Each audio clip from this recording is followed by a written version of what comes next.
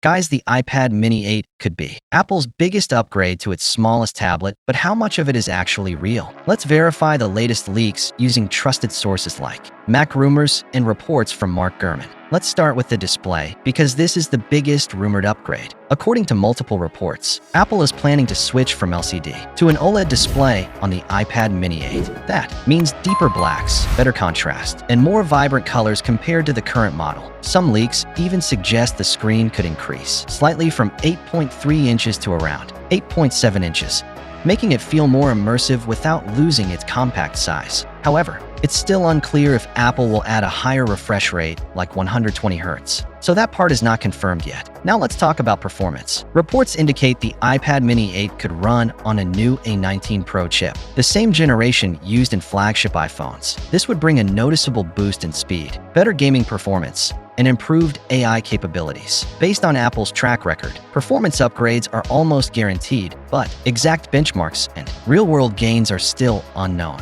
Next is design and durability, and this is where things get interesting. According to Bloomberg reports, Apple may introduce a more water-resistant design, possibly making it the first iPad Mini with an official resistance rating. To achieve this, Apple is reportedly working on a new vibration-based speaker system, which removes traditional speaker holes and helps seal the device better. If this is true, it would be a major engineering upgrade, not just a cosmetic change. Now, in terms of overall design, don't expect a big visual change. Most leaks suggest Apple will keep the same compact form factor, with Touch ID, USB-C, and a similar thin design. So like many recent Apple updates, this looks more like a performance and technology upgrade rather than a full redesign. Let's talk about release date and pricing. Reports suggest the iPad Mini 8 could launch sometime in 2026, possibly alongside other iPad updates. However, there's still some uncertainty, with some analysts pointing to late 2026 or even early 2027, depending on OLED production timelines. Price-wise, Apple could increase the cost by around $100, especially if the OLED upgrade is included. Now here's the reality check. Everything we've discussed, OLED display, a 19 Pro chip, water resistance,